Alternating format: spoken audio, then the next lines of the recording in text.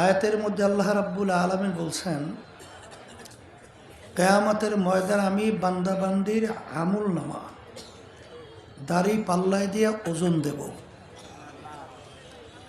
যাদের নেকের পাল্লা ভারী হবে তাদের জন্য আমি এমন মেহমানখানা বানাইছি, যেই মেহমানখানার ব্যাপারে আল্লাহ রসুল সাল্লাল্লাহু আলাইহি ওয়াসাল্লাম বলছেন, এত সুন্দর যে সুন্দর কেউ কোনোদিন চোখে দেখে নাই, এত সুন্দর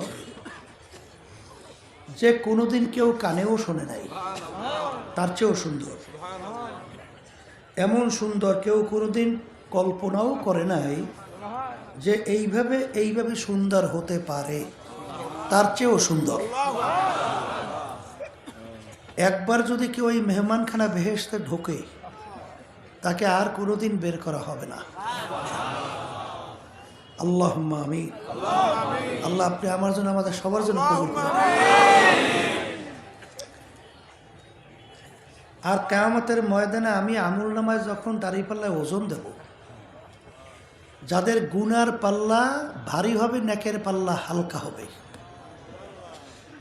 তাদের জন্য আমি এমন শাস্তির জায়গা বানাইছি, যে শাস্তির জায়গার নাম হলো জাহান্নাম।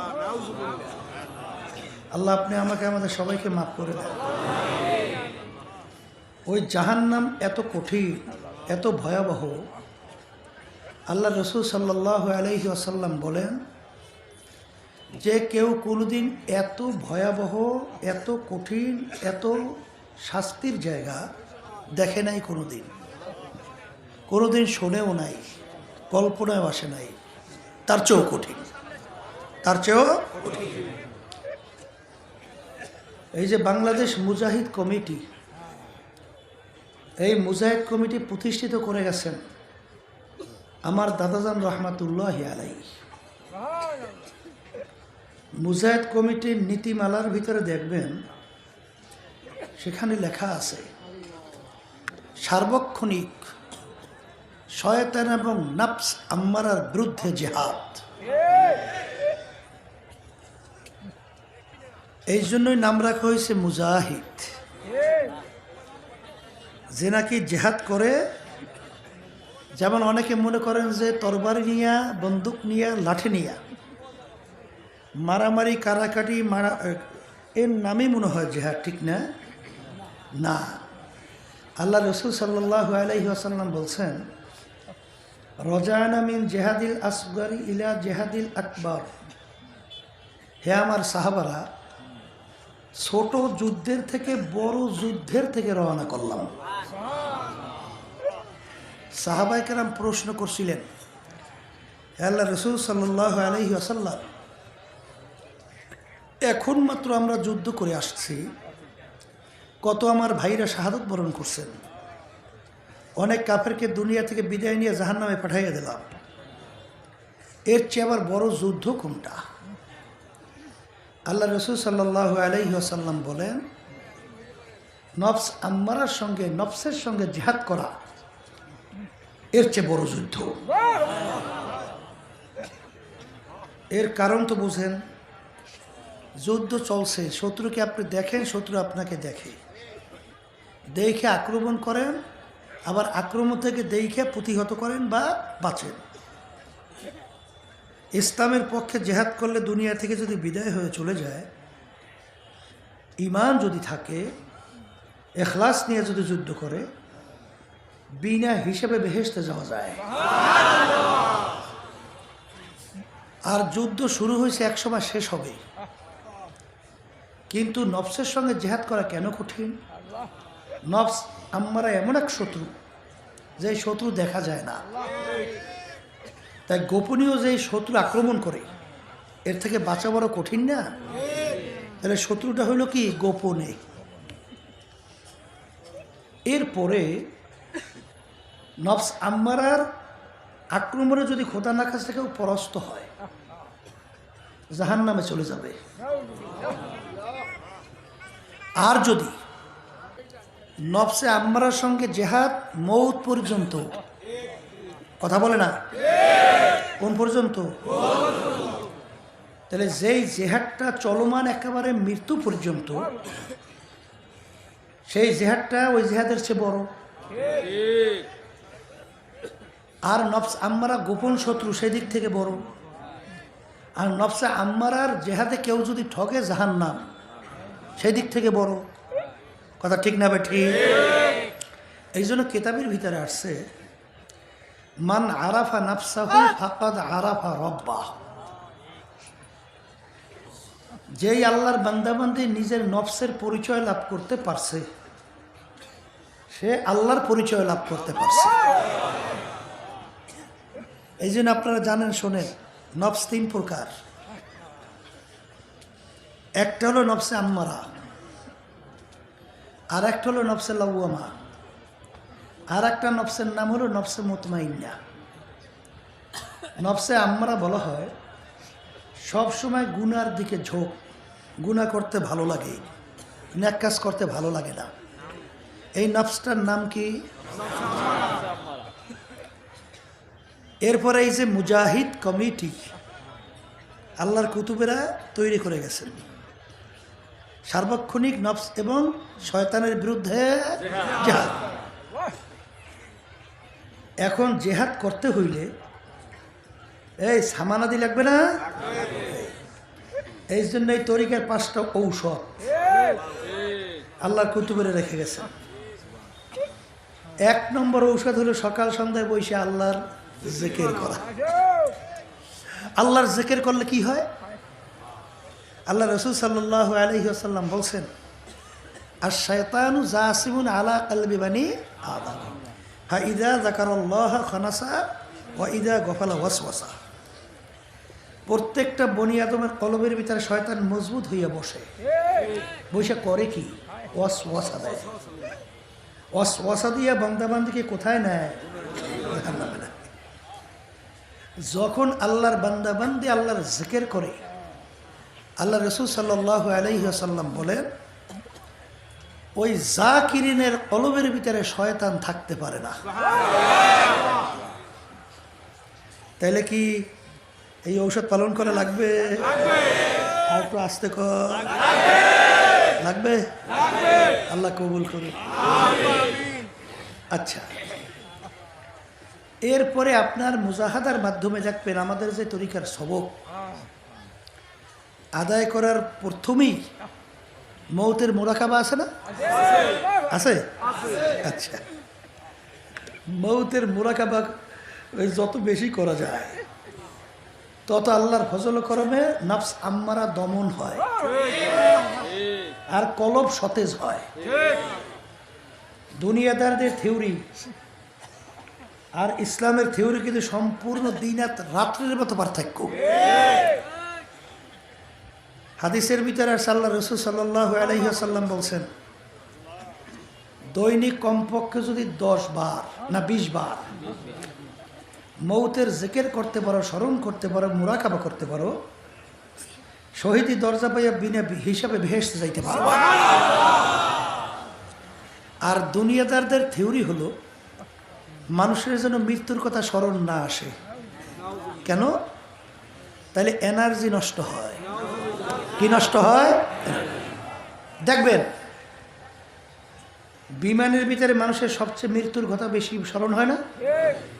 ওখানে সুন্দরী সুন্দরী মেয়েদেরকে খাদামা হিসেবে নিযুক্ত করছে, চিত্ত বিনোদন, মানে ওদিকে আকর্ষণের মাধ্যমে যেন মৃত্যুর কথা স্মরণ না আসে, এনার্জি নষ্ট হয়। আর ইসলামের থিওরি হলো 20 বার মৌতে স্মরণ করলে শহীদি দরজা পাইয়া কলব সতেজ হইয়া বেহেশতে যায়। কথা ঠিক কিনা? তাহলে মৌতের মুরাকাবা বেশি বেশি করলে নফস আম্মারা কি হয়? দমন হয়। কথা ঠিক না? ঠিক। আচ্ছা, এই যে মুজাহিদ কমিটি আল্লাহ কুতুবরে করে গেছেন, এর মূল উদ্দেশ্য চলমনের তরিকার 2টা। একটা হলো হিম্মত বলন্দ, আর একটা খুলুসিয়াত ভিতরে পয়দা। হিম্মত বলন্দ, অমুকে পারে, আমি কেন পারবো না? বলেন বলেন, অমুকে পারে, আমি কেন পারবো না? এই নাম হলো হিম্মত বলন্দ। আর খুলুসিয়ত ভিতরে পয়দা মানি ইবাদত কবুল হওয়ার জন্যে যেই ইবাদতের সাথে ইখলাস জড়িত না থাকবে সেই ইবাদত যত পরিমাণ বেশি হোক কবুল হবে না। আর যেই ইবাদত অল্প হবে তার সাথে ইখলাস জড়িত থাকবে সেটা কবুল হবে। কথা ঠিক না? ঠিক। এই জন্য আপনার দ্বিতীয় নম্বরে বলছিলাম ইখলাস ভিতরে পয়দা করা। কথা ঠিক কিনা? অনেকের কিন্তু আল্লাহর জিকির করতে মন চায় না, মন না চাইলেও জোর কইরা করা, বুঝলেন? ওই যে খুলনার ইসমাইল সাহেব রহমাতুল্লাহি আলাইহি তার যে তালিম হালকার ভিতরে এক আল্লাহর বান্দা ছিল, বহু দূর থেকে আসতো, মুরব্বী, ঠিকমতো হাঁটতেও জানতো না, পারতো না, শক্তি নেই, কিন্তু তারপর রাস্তার ভিতরে কিছু দূর হাইটা আবার একটু জিরাইয়া আবার হাঁটতো। হুজুর বলতেছিলেন যে আপনি তো এখন অসুস্থ, এখন আপনার তালিম হালকা সাপ্তাহিক দরকার কি? তখন তিনি বলছিলেন, হুজুর দাদাজানের কথা বলছিলেন, না জানি আব্বাজানের কথা বলার স্মরণ নাই, যে হুজুর বলছেন যে এক সপ্তাহ থেকে আর এক সপ্তাহ তুমি যখন তালিম হালকায় যাবা তখন তুমি তলেব ইলম, কেন হালকার ভিতরে তালিম দেওয়া হয় না, মাসালা শিক্ষা দেওয়া হয় না, নামাজ কীভাবে পড়তে হয় শিক্ষা দেওয়া হয় না, কি হয় না? হয় না? তাইলে তুমি ইলমে দ্বীন শিখতেছো, তাহলে তুমি তলেব ইলম। আর তলেবে ইলম শেখা অবস্থায় দুনিয়া থেকে যদি বিদায় হও, শহীদি দরজা পাইয়া বিনা হিসেবে বেহেশতে যাওয়া। তা আমি চাই আল্লাহ যেন আমাকে শহীদের মর্তবা দান করে। আল্লাহু আকবার। মান জাদ্দা ওয়াজাদা, যে যেই জিনিস তালাশ করে চায় পায়ও। কথা ঠিক না? সেই আল্লাহর বান্দার কথাই মনে পড়ে, স্মরণ পড়ছে, বা আরেকজন তারই কথা হবে। তার মৌতের পূর্ব মুহূর্তে শুনছি বলে টিনের ফাঁক থেকে একটা আলোর মতো আইসা তার মুখের ভিতরে পড়ছে। ইন্তেকালের পরে তার ওই চেহারায় যে আলো আইসা পড়ছে, চেহারা চকচক চকচক করতেছে। শোনেন, এই জাকিরিন যে মৌত ইমান সহকারে হয়, এ তো হাজার হাজার লক্ষ লক্ষ ঘটনা, ঠিক না? ওই যে খুলনার ঘটনা ইসমাইল সাহেব হুজুর রহমাতুল্লাহ বলছে, আব্বাজানের মুখে শুনছি যে সেখানে তার মেয়ে এবং জামাই আসছে, শ্বশুর অসুস্থ শুইনে জামাই আসছে, মেয়েও আসছে, আব্বা অসুস্থ। এখন ফজরে আগে আগে অসুস্থতা বাইরে গেছে বেশি। এক পর্যায়ে সে জামাইকে ডাক দিয়ে উঠাইতেছে, দুলা মেয়া ওঠে, আজান দেন, দেখে যে সবে সাদে হয়ে গেছে। আজান শুইনে আমি আমার মালিকের দাওয়াত। আল্লাহু আকবার। দেখেন পালাটা বুঝে আল্লাহর বান্দা উঠে মেশাক করে উজু করে যখন আজান দিতেছে, যখন সে বলতেছে লা ইলাহা ইল্লাল্লাহ, ওই আল্লাহর বান্দাও বলতেছে লা ইলাহা ইল্লাল্লাহু মুহাম্মাদুর রাসূলুল্লাহ, এই বললে দুনিয়া থেকে বিদায় হয়ে গেছে। আর হাদিসের ভিতরে আল্লাহ রাসূল সাল্লাল্লাহু আলাইহি ওয়াসাল্লাম বলছেন, মান ক্বালা লা ইলাহা ইল্লাল্লাহ ফাদাখাল জান্নাহ, যার শেষ অবস্থানটা হবে কালিমার উপরে, সে বেহেশতে ঢুকে যাবে। তাহলে আমি যেই কথা বলতে চাইছিলাম, শোনেন, আল্লাহ রাব্বুল আলামিন বলছেন কিয়ামতের ময়দানে আমল নামা দাড়ি পাল্লায় কি দেবে? নেকের পাল্লা ভারী, যার বেহেশতের ভিতরে আল্লাহ জায়গা দেবে, ঠিক না? আর নেকের পাল্লা হালকা, গুনার পাল্লা ভারী, জাহান্নাম। কথা ঠিক? এই নেকের পাল্লা ভারী আর গুনার থেকে বাঁচার জন্যই এই মুজাহিদ কমিটি এবং এই তরিকা। কথা ঠিক না? পরীক্ষা করে দেখেন, আল্লাহর রহমতে পটুয়াখালী জেলা তো মাশাআল্লাহ, আল্লাহর কুতুবদের দাওয়াত বাংলাদেশের ভিতরে উল্লেখযোগ্য। পটুয়াখালী জেলা, আমরা আল্লাহর রহমতে গর্ব করি বিভিন্ন জায়গায়। আল্লাহর কুতুবদের দাওয়াত এই পটুয়াখালী জেলায় যত গ্রহণ করছে, বাংলাদেশে বিরল জেলা। এত সুন্দর, এত দিনের পক্ষে তাদের আন্তরিকতা, এরা কিন্তু অন্য অন্য জেলায় তেমন একটা দেখা যায় না। আজকে সম্মেলন দেখেন পঙ্কপালের মতো, ঘর বাড়ি সব ফালাইয়া পাগলের মতো নিজেদের খরচ করিয়া, আবার এই সম্মেলন বাস্তবায়নের জন্য সহযোগিতা করিয়া, আবার এখানে এসে আবার সহযোগিতা। আল্লাহু আকবার। আল্লাহ আপনি কবুল করে নেন, আপনার খাস বান্দা হিসেবে কবুল করে নেন। আল্লাহ কিয়ামতের ময়দানে আমল নামা যখন আমাদের মাপ দেওয়া হবে, আমাদের নেকের পাল্লা আল্লাহ ভারী করে দিয়ে। আল্লাহ